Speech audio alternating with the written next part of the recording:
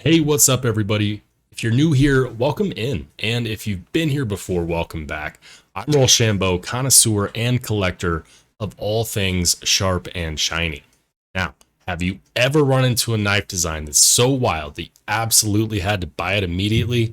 Today, we're talking shop on this Kansept Knives Fenrir, designed by Greg Schaub of Sparrow Knife Company, manufactured by Kansept. Let's take a closer look.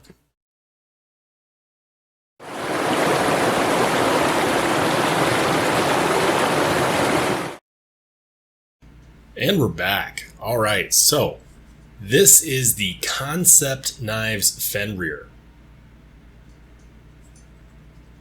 And it's gorgeous. You might notice that it has that logo right there. This is actually a design by Greg Schaub of Sparrow Knife Company. Now, I found this knife completely on accident. This was not sent to me. Knives actually rarely get sent to me, with the exception of the Orion Knives Solaris, which I'm actually doing a giveaway on. So check out the link in the corner. If you like free stuff, check out the video, and I'll tell you how you can win that one for free. Anyways, back to this guy. This is a crazy knife. This is one of those knife designs that you look at it and you either love it or you hate it. I'm going to go into the specs, and then, like always, I'll talk about my feelings on this knife. First and foremost, this knife has an overall length just shy of 8 inches, coming in around about 7.8, 7.9 inches overall.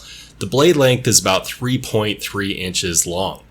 The material is going to be S35VN, and it has a black stonewash finish.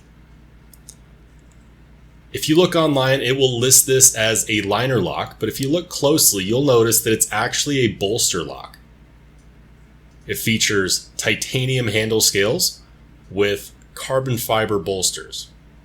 For the opening mechanism, it is a proud front flipper, but if you're not the front flipper type, you can actually just use the thumb stud. This is running on bearings, and the action is really smooth. Right out of the box, nothing needed to be adjusted. The carbon fiber does look good. It's a shredded carbon fiber, so it's not grippy, it is rather smooth. The titanium, you'll notice, is a nice matte finish. Moving on to the pocket clip, this is a 3D milled titanium pocket clip.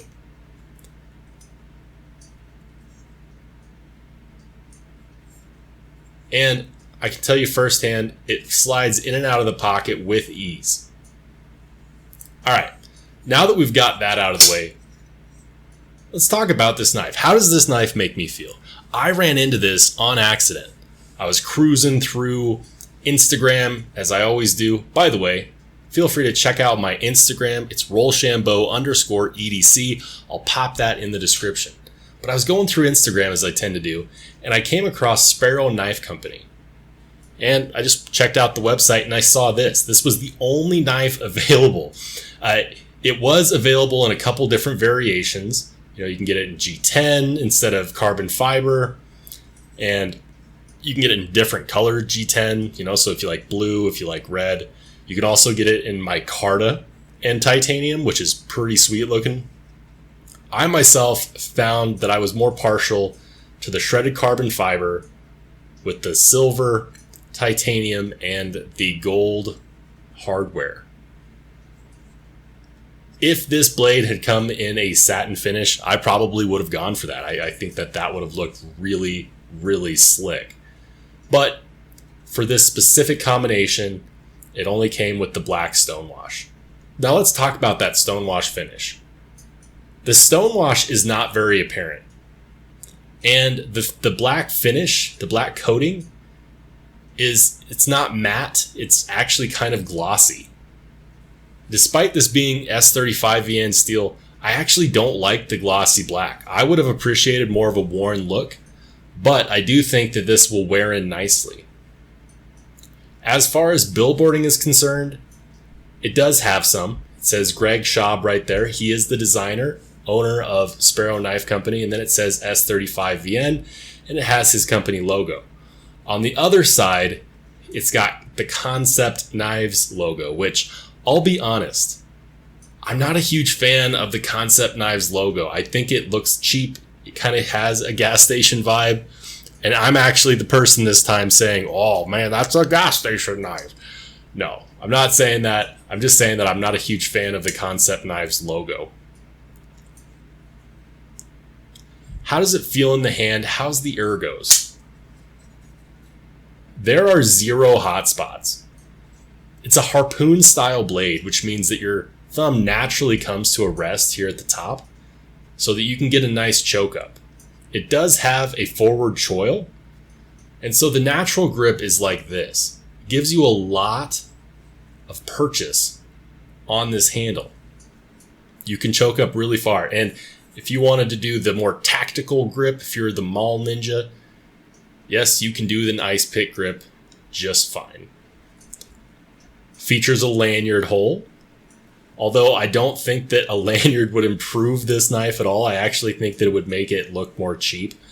As always, and I say this every single time, they should have just put an extra spacer right here that allows you to put a lanyard through and between the handle scales, but they didn't do it. And also, like usual, I wish that they had included a backspacer.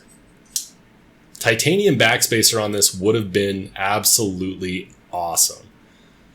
But they didn't. Titanium backspacers or aluminum backspacers, shoot, even G10 backspacers, they are so underrated. A lot of companies say, you know what, this is good enough, we'll go with the barrel spacers. Not a huge fan of that. Now, how do I feel about this knife? I like it. I like it a lot. I love the fact that I don't immediately feel compelled to replace the pocket clip as I normally do. One of the things that I look for in a knife is, am I compelled to modify it immediately?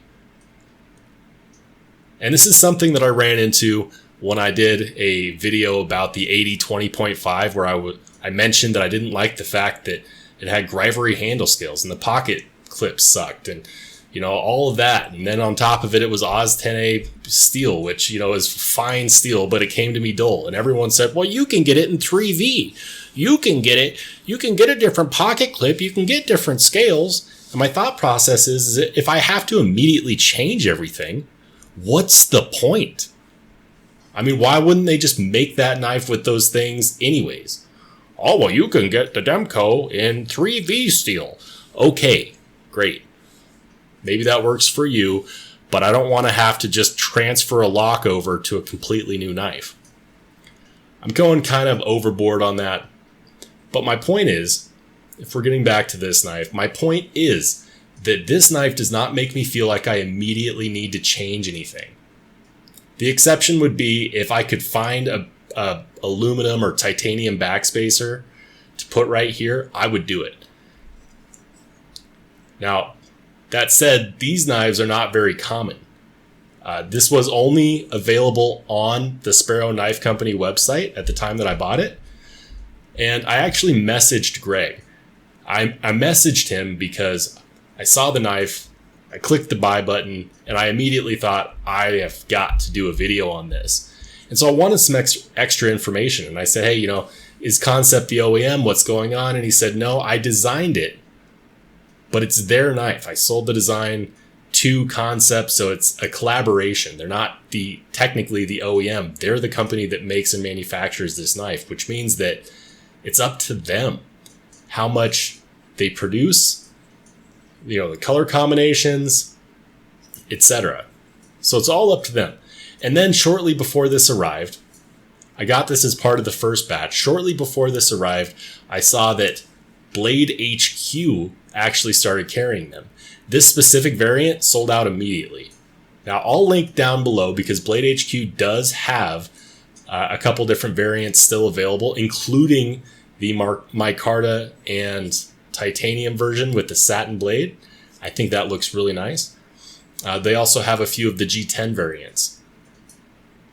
These knives are going to run you somewhere in the realm of $150 to $200, depending upon which colorway you go with, depending upon if you get one with carbon fiber or micarta. So expect that price range to vary. Do I think it's worth it? Absolutely. You get S35 VN steel. You get a competent front flipper, which I'll be honest, guys, I'm not the greatest front flipper. Something Greg told me is that he wanted this to be a great beginner front flipper. Now, I don't know about all that. If you watched my unboxing video where I was announcing the giveaway on the Solaris, I failed to front flip this a couple times. Since then, with a little bit of practice, it got easier. But if I'm being honest, I do have other front flippers, like this We Knives Roman. This one is much easier to front flip. I also have this Painty Knives Apache with this. This one's almost a top flipper, but it's still considered a front flipper. This one is also easier to front flip. But neither of them are this stinking cool. Okay? I love the ergos. I love the pocket clip. I love the fact that it's got a titanium bolster lock with shredded carbon fiber. I love the fact that this just stands out. It looks good. And even if you're not a huge fan of front flipping, you can do what I like to call the pressure flick. You'll notice that there's not a whole lot of space here. There's no fuller to actually do a reverse flick. So you might think that that would be impossible. But if you apply a little bit of pressure, if you apply a little bit of pressure, you can reverse flick it. Or you could use the thumb stud. Or you could just become proficient using this front flipper. Like I said, with a little bit of practice, it's not too terribly difficult. Now, let's go ahead and compare this against another blade shape, which is also a wide carry profile. This is the Spyderco Manix2, one of my favorite knives.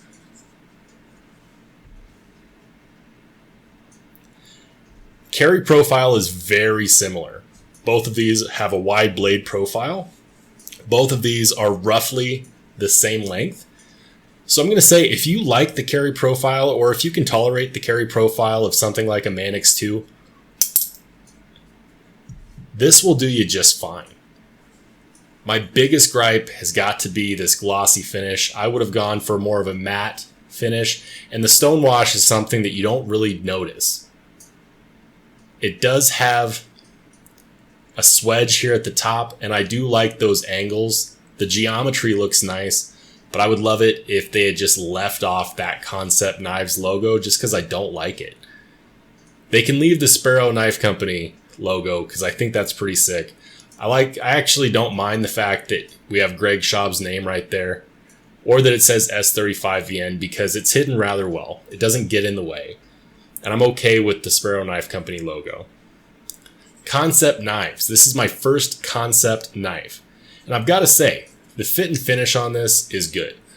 I didn't have to adjust the pivot right out of the box. And if we look at the blade centering, it's smack dab center.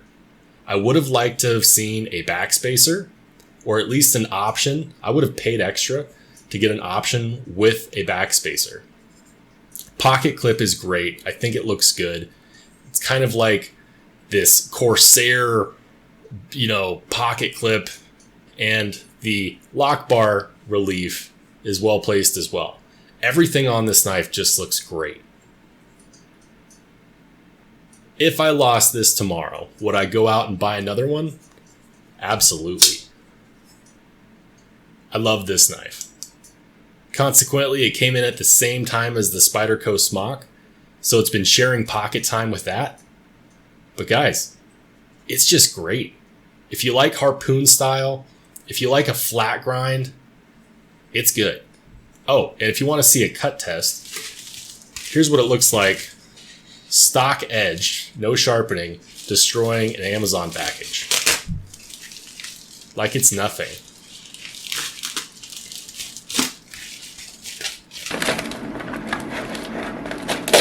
there are bald spots on my arm.